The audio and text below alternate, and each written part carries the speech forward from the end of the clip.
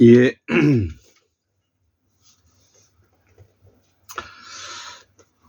예, 오늘은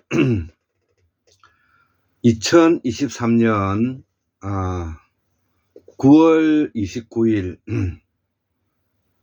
그 음력으로 8월 15일이 되겠습니다. 그 오늘은 이제 우리가 아주 그 큰 명절의 하나인 가을에 맞이하는 추석입니다. 또 한가위라고도 하죠. 그래서 특히 그 요번 그 공휴일의 연휴가 매우 길기 때문에 그동안에 우리가 일상 그 생활인으로 살아가면서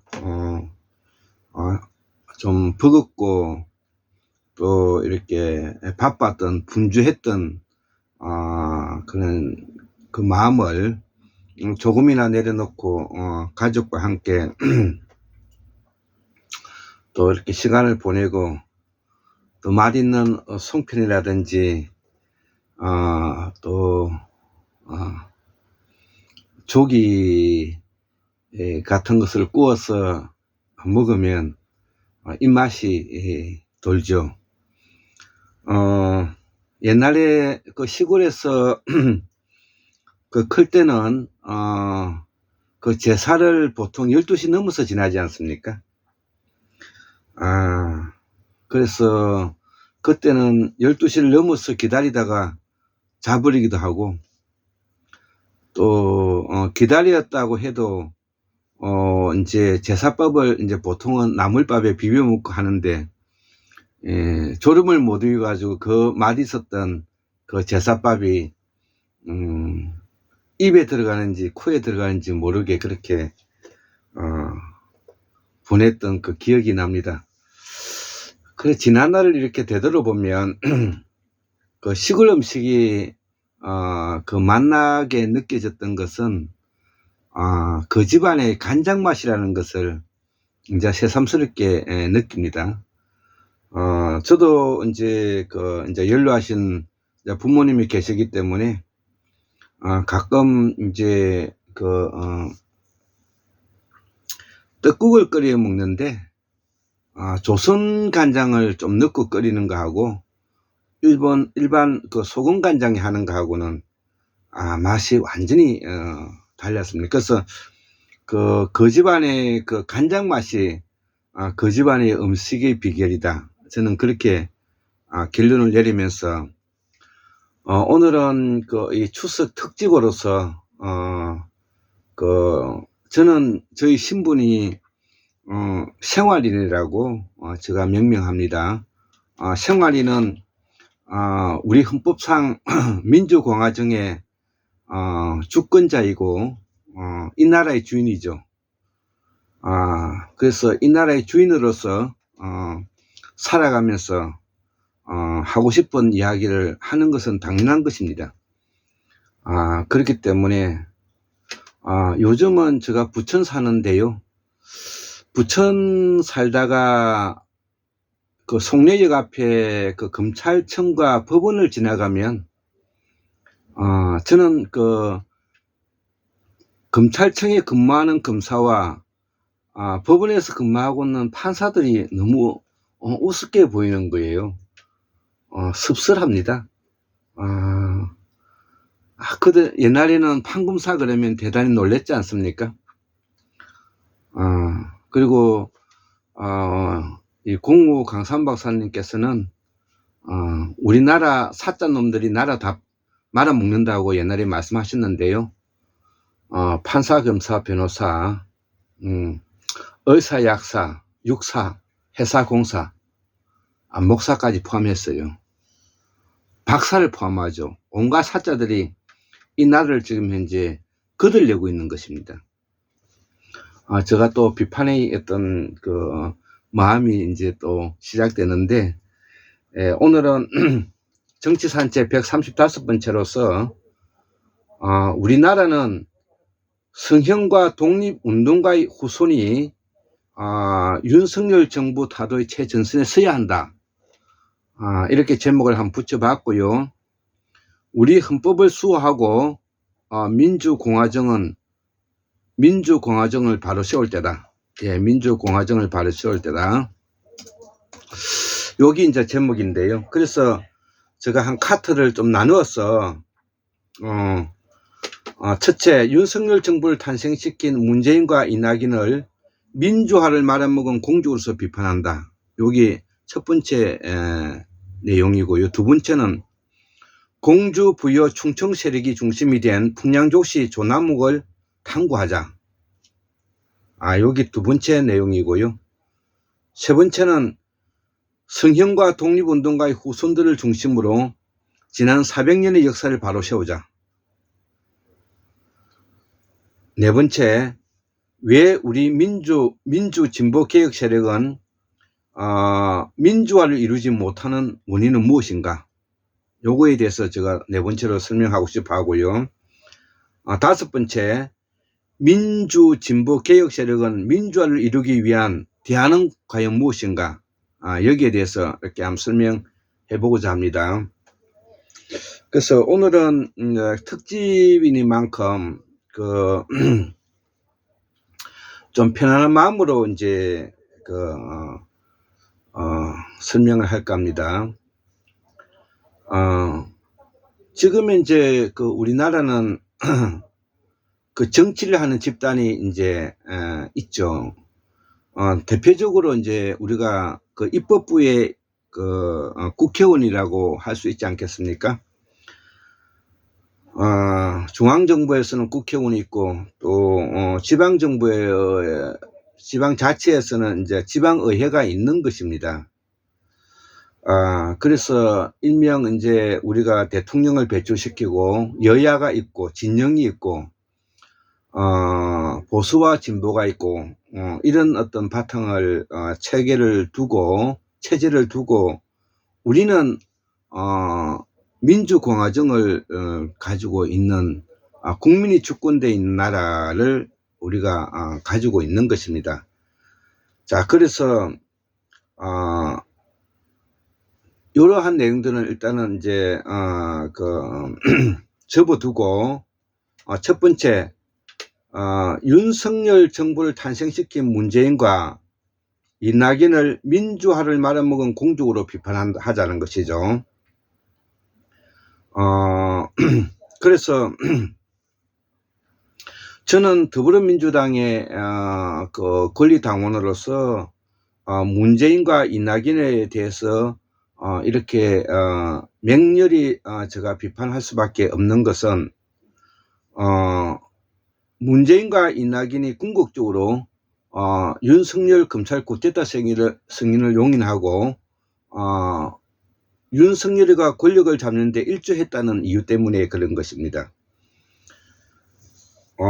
왜냐하면 정치는 여야가 따로 있고 그 다음에 진보와 민주와 진영이 서로 나뉘어져 있지 않습니까? 그리고 이 권력투쟁은 자연적인 속성인과 동시에 또한 권력은 국민에 대한 봉사이며 또 서비스이기도 한 것입니다. 기존에는 정당은 권력을 잡기 위한 집단으로 이해했지만 이 정당은 궁극적으로는 국민에게 봉사하는 집단이고 서비스하는 집단인 것입니다. 문재인과 이낙연은 정당주의로서 대통령까지 오르고 국무총리까지 오르고 또 문재인은 영남의 민주화의 성지인 불경 출신이고 이낙연은 민주화의 성지인 호남의 광주 전남 출신이지 않습니까? 이놈들 둘이가 민주화를 말아먹은 공적으로서 남았다고 생각하면 분통이 터져서 제가 오늘 또 추석인데도 열을 낼 수밖에 없는 것입니다. 그래서 이 문재인과 이낙연이가 바로 이 민주화를 말하면 공적으로서 그 비판하게 되었는데요. 그것은 바로 문재인과 이낙연이가 기본적으로 진보 민주 개혁 세력에 대한 서민과 중산층을 그 대신하고 있는 더불어민주당의 강령과 정책을 팔아먹었기 때문에 그런 것입니다. 어떻게 팔아먹었느냐? 문재인과 이낙연이가 바로 자본 카르텔의 그 중심에 서 있는 또 친일 부패 부역 세력인 국민의힘의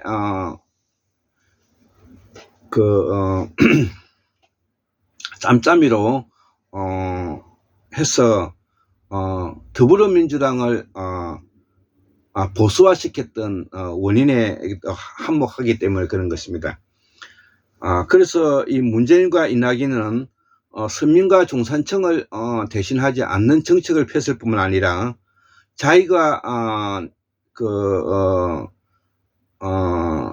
약속했던 공약까지 이행률이 거의 제로에 가깝죠. 그리고 이 문재인은 인권 변호사 출신이고 노무현의 친구이지 않습니까? 이낙연은 누구입니까? 전남 영광 출신으로서 서울대학교 법대까지 나오고 동아일보 기자하고 일본 특파원까지 했던 놈이지 않습니까? 이런 친구들이, 이런 사람들이 궁극적으로 민주화를 말아먹은 공적이 되었다고 한다면 우리와 같이 일반 생활인으로 살아가는 이 좌절감이라는 것은 이루 말할 수 없는 것입니다.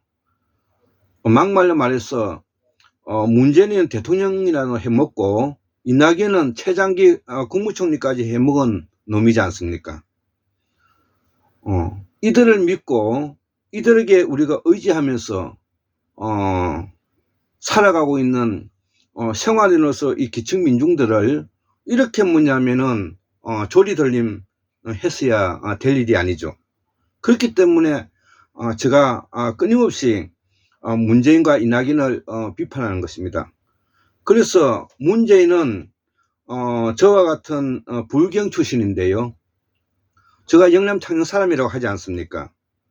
그래서 문재인은 양산 평산 마을에서 책방을 할 것이 아니라 불경에서 쫓아내야 된다고 제가 말하고 있는 것입니다. 이낙연은 누구입니까? 민주화 성지의 대표주자지 않습니까? 그런데 민주화의 성지의 대표적인 얼굴 마담인 이낙연과 박지원, 정세균이 같은 이런 정치 거물급들이 문재인 정부가 들어왔을 때 개혁을 해야 되지 않겠습니까? 그런데 이 작자들이 개혁은커녕 오히려 뭐냐면 윤석열 정부를 만들어낸데 역할을 행꼴이 되고 말았다고 생각하면 이것이야말로 우리 민주화 진보 민주 개혁 세력들을 개돼지로 취급하는 것과 다를 바가 없다는 것이죠. 그래서 이 문재인과 이 이낙연만 생각하면은 아주 우리 한국 그 지도자들 뿐만 아니라 우리 한국인들에게 아주 뭐냐면은 더러운 뭐냐면은 그런 그 부분들을 제가 발견하게 됐는데요. 제가 가장 싫어하는 사람들이 한 인간으로서 비열하고 비겁하고 비루한 사람들을 제가 싫어하는데요. 전형적으로 이 문재인과 이낙연과 이 토 세력들이 바로 비겁하고 비루하고 비열한 존재들이라는 것입니다. 이들이 뭐냐면은 더불어민주당에 있다는 그 자체가 저는 더 뭐냐면은 기분이 나쁜 것입니다. 어차피 국민의힘이야 그건 사람도 아니니까 친일 부패 부역 세력의 후손들이고 인간을 사냥하는 하는 놈들이니까 뭐 괴물이니까 그것들은 사람이라고 아니라고 치더라도 같은 진영에 있으면서 이따위 짓을 하고 있는 이 문재인과 이낙연 그리고 이 호남 토 세력에 대해서는 정말로 뭐냐면은 분노가 치밀어 오르는 것입니다. 자, 그래서 이 문재인과 이낙연은 이 촛불혁명을 배신하고 호남 민주화의 상징적 인물이기에 호남 민주의 뭐냐면은 배신한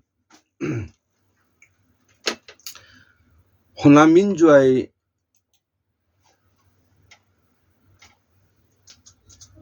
를 배신한 상징적 인물이다.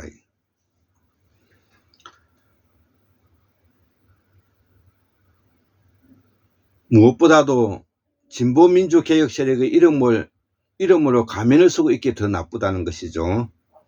예, 그래서 그러면 이 윤석열, 이낙연, 박지원, 정세균, 그리고 뭐 송갑석이, 박광훈이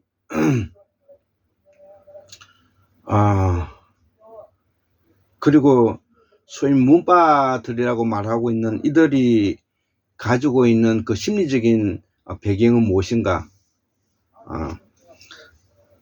바로 환형적 우울감에 빠져가지고 정치인으로서 가져야 할 기본적인 애민정신을 가지지 않았고 오로지 뭐냐면 입신출세와 자기 이익을 위해서 평생을 살았던 참 보기 싫은 그런 인물들로 다 채워져 있다는 것입니다. 그래서 이 문재인 정권 5년 동안에 거기에 참여했던 많은 문바들이 가지고 있는 그 무능력과 그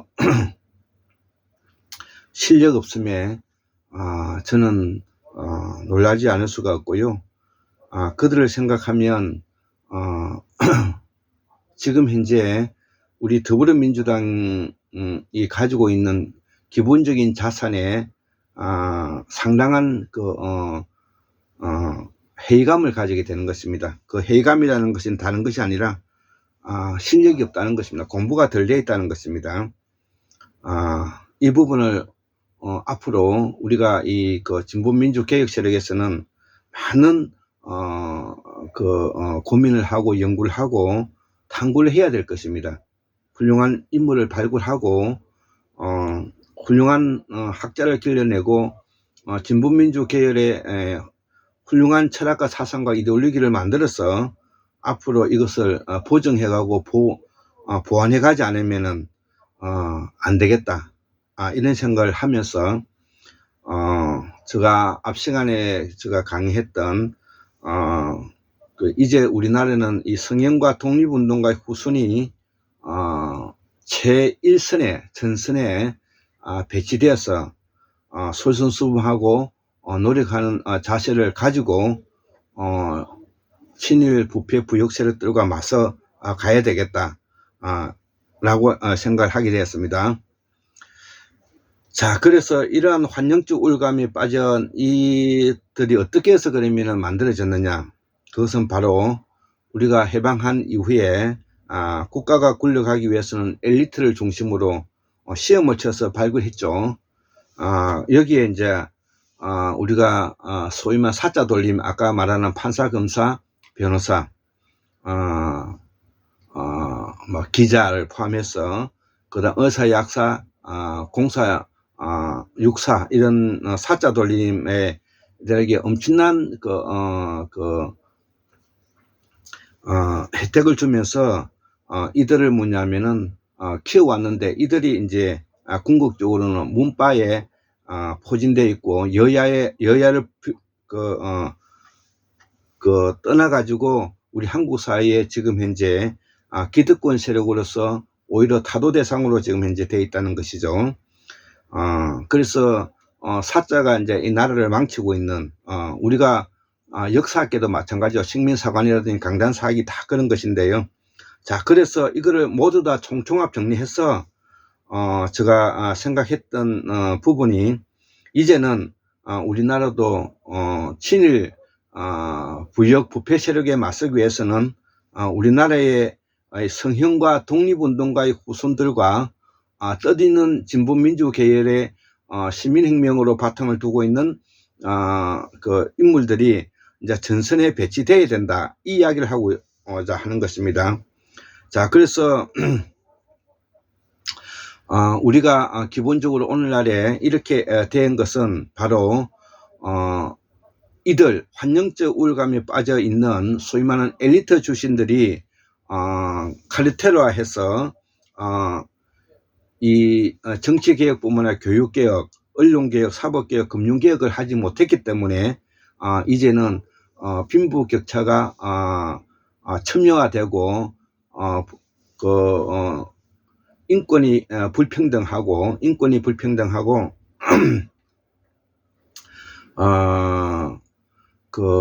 기층 민중이 매우 빈곤으로 지금 현재 허덕이게 되는 지금 현재 상태를 마련한 것입니다. 그래서 지금 현재 이 기층 민중들이 가지고 있는 이 허탈감에는 바로 가진 자들이 이 놀림의 대상으로 이제 보고 있다는 것까지 지금 왔기 때문에 더 이상 명예를 더럽힐 수가 없고, 명예를 지키기 위해서라도 이 성형과 독립운동가의 후손들이 우리가 일어서야 된다.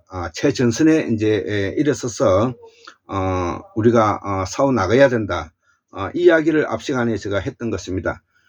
그래서 이미 이 가진 자본 카르텔을 포함해서 우리 한국 사회에 기득권을 누리고 있는 문재인과 이낙연을 포함해서 국민의힘에 있는 많은 그 정치가들을 포함해서 이들을 우리가 싸워 나가야 된다는 것입니다. 저는 그 순물을 참을 수가 없습니다. 그들은 우리를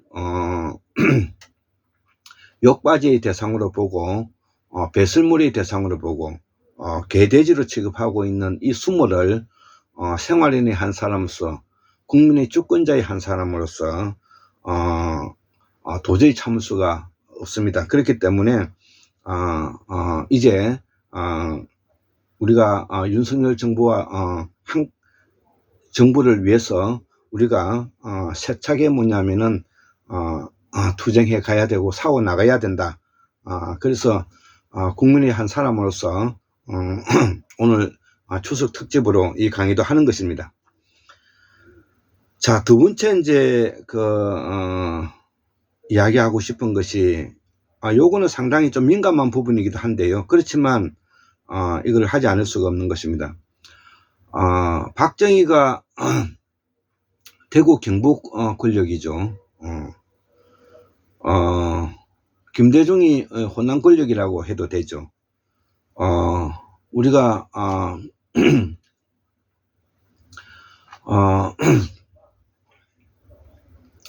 윤석열을 충청 공주 부여 권력이라고 해도 되는 것이죠.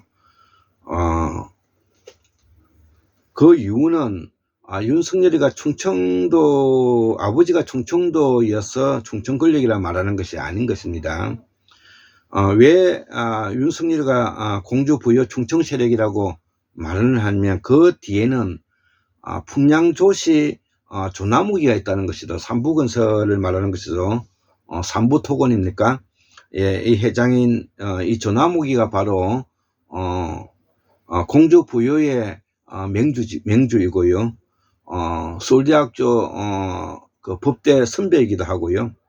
또 파평윤 시인 윤석열과도 풍량조시하고도 여기 세가를 이루어서 약 300년 동안에 공주 부여 쪽에 뭐냐면 세가를 이루고 있다고 제가 들었습니다.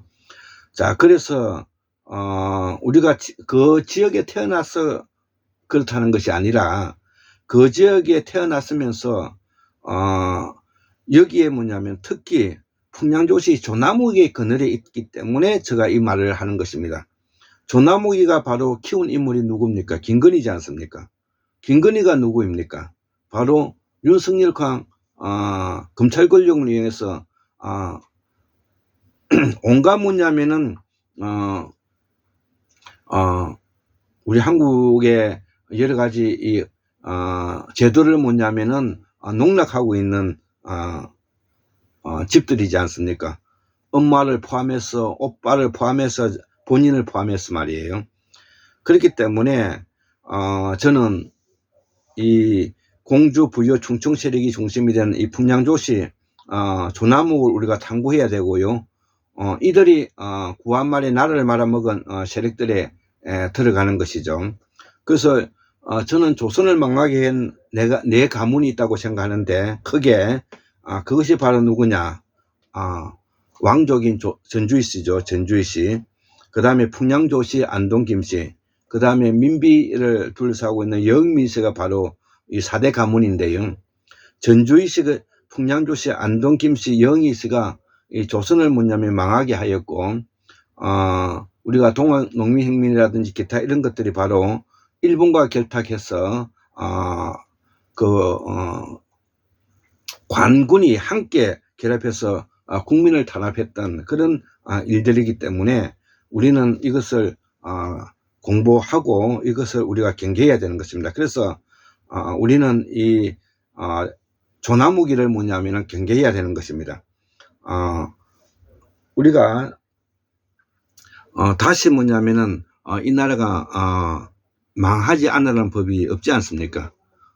지금 현재 윤석열이가 하고 있는 맹목적 사대주의에 빠져 있는 일본의 극우 세력들이라든지 그 다음에 지금 현재 미국이 패권 국가로서 그 중국에 대한 대응으로서 한미일 공조를 위해서 외교적으로 지금 현재 윤석열 정부를 지금 현재 갖고 노는 것이라든지 이런 것들을 우리가 폭넓게 이해하기 위해서는 이 조나무기를 뭐냐면 경계하고 일본의 그 정치라든지 그다음 미국의 정치에 대해서 우리가 탁월한 실력을 갖고 있어야 된다 이렇게 저는 생각을 하는 것입니다. 이것이 바로 자주적이라는 것이죠. 사대적 자유주의, 자주적 사대주의와 명목적 사대주의는 다르다는 것을 그래서 말하는 것입니다. 지금 이제 윤석열 정부는 명목적 사대주의자인 것이죠. 예, 우리도 지금 현재 사대주의라고 말하지 않을 수가 없는 것이죠. 왜냐하면 미군이 우리가 대한민국에 들어와 있지 않습니까? 그렇기 때문에 우리가 미국에 사대 한다는 말을 해도 우리가 부끄러운 일이지만은 인정해야 할 일인 것입니다. 그런 면에서 북한을 제가 두둔하는 것이 아니라 북한 정권이 들어서고 난 이후에 외국 군대가 북한에 들어온 일은 없지 않습니까? 그리고 한국의 기독교 세력들이 왜 진보민주개혁 세력을 뺄갱이로 몰겠습니까? 그들의 기득권을 유지하기 위해서 정치적으로 이용하고 있는 것이지 않습니까? 그러면서 미국에는 명목적 사대를 하면서 자기들은 뭐냐면 보수라고 말하면 거의 말이 되지 않지 않습니까?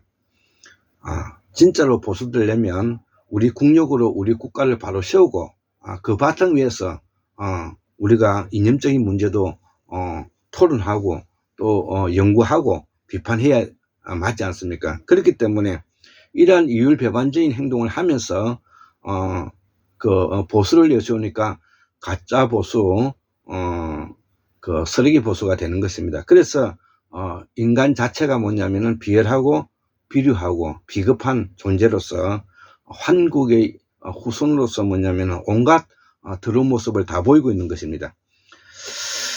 자, 그래서 두 번째 이야기는 이제 끝났고요. 이제 세 번째 이야기가 뭐냐면은 성현과 독립운동가의 후손들을 중심으로 지난 400년의 역사를 바로 세우자. 요 이야기는 정의와 공정을 바로 세우자는 말을 제가 대신한 내용인 것입니다. 우리는 조선을 그 전에 고려는 두고라도 조선을 건국하고 난 그 200년 동안은 그래도 자주적 사대주의자였던 것이죠. 그 다음에 원명 교체기였기 때문에 중국도 뭐냐면 혼란이 있었고, 그렇기 때문에 우리가 대체로 평화의 시기였다고 우리가 알 수가 있는 것이죠. 그럼에도 불구하고 궁극적으로는 우리가 일본이 급성장하는 것을 우리가 막지 못했고, 그래서 임진왜란 7년을 우리가 보내면서 그 국토가 도륙되는 치욕을 우리가 가지고 있는 시기를 맞았습니다. 그럼에도 불구하고 기본적으로 그 시기가 자주적 사대주의에 바탕을 두고 있는 부분이었다고 말하고, 우리가 임진왜란이 끝나고 난 이후에 광해군을 지나면서 인조반정이 일어나면서 이미 망해버린 우리가 명나라를 붙들고 있으면서 예속론정이라든지 기타 이런 것을 하면서 소위 말하는 동인계 노련이 중심이 되어 있는 송시르계가 권력을 잡으면서 약 289년, 약 한 300년 가량을 조선 후기를 까지 노련이 권력을 잡으면서 결국은 조선이 망하게 되는 지경에 이르게 되었다는 것이죠. 자, 그래서 조선이 망한 300년을 포함해서 후기 300년을 포함해서 그 다음에 일제를 포함해서 산업화 세력 70년을 포함해서 지난 400년 동안에 우리 나라가 지금 현재 정의와 공정이 무너지고 아까 말하는 친일, 부역, 부패 세력인 국민의 힘이 중심이 되어서 지금 이제 누대에 걸쳐서 지금 현재 권력을 잡고 부를 독점하고 나라를 지금 현재 좌지우지하고 있는 이 상태에서 그동안의 성현과 독립운동가의 후손들은 뺄갱이로 몰리고 뺄갱이로 몰리는 것은 떠나가지고 가게가 박살이 나가지고 가게가 지금 현재 생활과 생존, 생계의 위협을 받고 있고 반지하에서 살고 있는 이런 꼴이 지금 현재 되어서 끊임없는 탄압으로 인해 가지고 그들이 지금 숨을 쉬지 못할 지경에 이르게 되었다는 것이죠. 뺄갱이로 몰아서 골 때려 죽이고 그 다음에 뭐냐면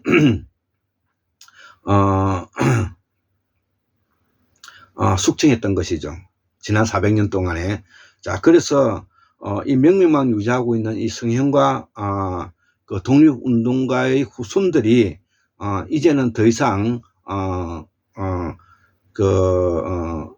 숨어 있지 말고 우리가 전선에 나와서 싸워야 된다는 것을 말하고자 하는 것입니다. 그것은 바로 역사는 바로 정의와 공정이 중심이 되는데, 정의와 공정은 진리를 바탕으로 하고, 진리를 바탕으로 한다는 것은 사실에 부합해야 되고 인간성에 부합해야 된다는 것이죠. 사실에 부합하고 인간성에 부합하지 않는 그동안의 이런 친일 부역 부패 세력들은 타도 대상이라고밖에 볼 수가 없는 것입니다. 이것을 엄중히 하기 위해서 오늘 이렇게 추석날에 이런 특집으로서 이러한 설명을 하고자 하는 것입니다. 자, 그래서 우리가 맹목적 사대주의를 타도하고 윤석열 정부를 타도하고 자주적 사대주의에서 완전히 이제 벗어나는 길을 찾기 위해서 우리가 시민혁명을 하고 공부를 하고 열심히 학문을 갤리하지 않아야 된다는 것이다. 여기에 더 이상 내몰릴 수 없기 때문에 성현과 독립운동가의 후손들이 최일선에 서서 이거를 우리가 방어해 가야 된다는 그런 말이 되겠습니다. 그 다음에 네 번째, 왜 우리 민주 진보 개혁 세력은 민주화를 이루지 못하는 원인이 무엇인가? 예, 요거에 대해서 제가 잠깐 설명하겠습니다. 이 더불어민주당이 중심이 되고 있는 진보 민주 개혁 세력들이 지난 많은 훌륭한 인재들이 들어왔죠. 학생운동권 출신들도 있고 제야에 있었던 사람들도 있고 대학 교수들도 있고 명문가의 집도 있고 또 명문가가 벗어나 가지고 친일에 좀 가까운 사람들도 있고 여러 종류의 사람들이 이제 더불어민주당에서 들어와서 정치를 했죠. 그런데 지금 현재까지 지난 결과를 두면은 지난 40년 동안에 우리가 민주화를 이루지 못한 꼴이 되고 말았다는 것입니다. 그 막바지에 바로 문재인과 이낙연이가 있는 것이고, 그러면 이러한 민주화를 이루지 못하는 원인은 무엇에 있는가? 이거를 우리가 이제 분석해 볼 필요성이 있는 것이죠. 그것은 바로 호남 대의원들이 보수화되었기 때문에 그런 것입니다. 이 말은 무슨 말인가 하면은 호남의 출신들인 토 세력들인 박지원, 이낙연, 그 다음에 정세균이 이런 사람들이 평생 허허식하면서 지내면서 이들이 개혁에 기초하지 않고 이들이 뭐냐면은 친일 부패 세력들과 짬짬이로 뭐냐면 놀아나면서 낮에는 서로 삿대질하고 밤에는 뭐냐면은 홍어상합에 술 처먹었다고 제가 앞 시간에 말씀하지 않았습니까? 만약에 박지원과 정세균과 이낙연이가 문재인 정부 때 우리가 이번 기회에 뭐냐면 180을 두고 강력하게 뭐냐면은 우리가 한국의 민주화를 개혁해야 된다고 만약 요구를 했다면 문재인 정권 시기에 5년 동안에 엄청난 개혁이 저는 일어났다고 생각합니다. 그저는 내버려 두고라도 막바지에 이 양반들이 다 뭐냐면 나이도 뭐 건 80에 이제 가깝게 된 사람들이지 않습니까? 80도 넘은 사람도 있나요? 이런 사람들이 뭐냐면은 부러워서 안타까워서 뭐냐면은 자기가 태어난 고향을 배신하고 호남을 배신하고 민주화를 적이 되고 문재인에게 그러한 뭐냐면은 반개혁적인 전선에 서게 됐는가를 생각하면은 마음은 아플 뿐입니다. 자, 그래서 이 호남 토시들은 또 기초단체장이라든지 그 다음에 기초의회 의원들을 낙점하기 때문에 그 낙점하는 힘은 바로 대의원제도에 있기 때문에 더불어민주당은 이 대의원제도를 뭐냐면은 직선제를 바꿔야 된다는 것입니다. 이걸 바꾸지 않고서는 제도를 유지하고서는 더불어민주당은 가망성이 없다. 예, 발전 가능성이 없고 민주화가 이루기 어렵다. 이렇게 저는 생각을 합니다. 그래서 호남 토시들을 무너뜨리는 것은 바로 대의원제도를 폐지해야 되는 것입니다. 대의원제도를 폐지한다는 것은 대의원과 밀접한 연관성을 가지고 있는 지역 이권 결부되어 있기 때문에 이들이 뭐냐면은 기득권인 것입니다. 이들이 뭐냐면은 국민의힘과 붙어가지고 기층민족을 지배 명령하고 압제하고 그 다음에 착취했다. 이렇게 이제 우리가 볼 수 있는 것입니다. 그렇기 때문에 지금 현재 우리 한국 사회는 5분위에 1, 2분위에 있는 기층민중들이 삶이 더 피폐화되고 있고 빈곤율이 더 높아져 있다. 이것을 뭐냐면 제가 지적하고자 하는 것입니다. 그렇기 때문에 더 이상 뭐냐면 물러설 자리가 없다. 이것이 뭐냐면은 제가 내리는 결론인 것입니다. 그렇기 때문에 마지막에 뭐냐면 성현과 독립운동가의 후손이 그 최전선에 서서 이것을 뭐냐면은 우리가 막아 나가야 되고 싸워 나가야 된다. 이 이야기를 하고자 하는 것입니다. 자, 그래서 대의원제를 직접 민주주의를 전환해야 된다는 말을 하고자 하는 것입니다. 자, 마지막에 이제 5번째, 민주 진보 개혁 세력은 민주화를 이루기 위한 대안은 그러면 도대체 무엇이냐, 요 이야기인데요. 결론만 말씀드리겠습니다. 우리가 진보 민주 개혁 세력을 완성하기 위해서는 민주화를 이루기 위해서는 그동안에 영국식, 미국식의 뭐냐면은 지배명령 억압, 착취하는 정치 제도의 시스템을 버리고 우리가 독일이나 스위스, 그 다음에 북부 유럽에서 하고 있는 사회민주주의 방식에 의한 소위 말하는 스칸디나비아 시스템이라 그러는데 이러한 독일, 스위스식 정치 모델을 우리가 도입을 해서 여기에 우리가 뭐냐면은 기초를 두고 앞으로 한국의 민주주의를 만들어 가야 된다는 것입니다. 자, 그래서 이 독일 스위스 정치 모델을 하자는 것이고 또 영미식의 인간을 자원으로 보는 것이 아니라 인간을 존엄성으로 이해해서 국가 제도와 인사조직 시스템을 만들어 가야 된다, 이 이야기를 하는 것입니다. 자, 그렇기 때문에 가장 핵심적인 것은 그동안에 인간을 자원으로 보기 때문에, 인간을 돈으로 보기 때문에 우리 한국 사회는 지금 현재 모든 그 인성이라든지 한국에 가지고 있는 윤리 도덕이 다 무너지고 교육이 지금 이제 박살나 있는 상태인 것입니다. 여기에 이제 뭐냐면은 한계점이 오게 되었다는 것을 제가 말하는 것입니다. 오늘 제가 이렇게 특집으로 이야기하는 것은 이러한 모든 뭐냐면 문제점이 총괄적으로 뭐냐면 일어나고 있는 현상을 지금 이제 설명하는 것입니다. 그래서 우리의 기본적인 헌법을 우리가 잘 가르쳐야 되는데, 이런 것을 가르치기 위해서는 이 법치제도를 개혁해 가지고 이것을 뭐냐면 만들어 가야 되는데, 이것을 뭐냐면 문재인 정부는 촛불혁명을 배신하고, 그 다음에 이낙연은 호남 민주화의 열망을 배신한 사람으로서 전혀 뭐냐면 개혁을 하지 않고 법적 장치를 마련하지 않고 윤석열과 같은 괴물을 만들어서 오늘날에 뭐냐면은 이 깨어있는 시민들이 조직된 힘을 바로 뭐냐면은 분산시키고 아까 말하는 욕바지 대상과 그 다음에 배설물의 대상으로 개돼지로 취급받고 있는데, 더 이상 격분해서 뭐냐면은 참을 수가 없다. 예, 이 내용을 뭐냐면은 이렇게 설명하는 것입니다. 74,142년 1960년 2023년 9월 29일 토요일 황금의 학술은 골장 김태수 올립니다. 예, 감사합니다.